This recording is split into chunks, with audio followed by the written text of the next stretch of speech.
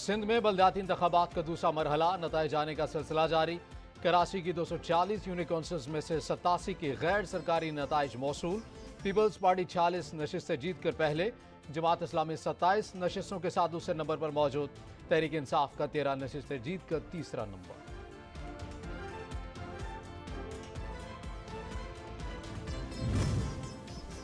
Peoples party सबसे बड़ी जमात बनकर सामने आई। पीपी रहनुमा सैयद गनी कहते हैं जमात इस्लामी ने कराची में काफ़ी नशिस्तें जीती हैं। पीटीआई को छोड़कर बाकी तमाम जमातों से बात हो सकती है। हमारी ख्वाहिश थी कि एमक्यू बल्दियाती इंतखाबात में हिस्सा लेती।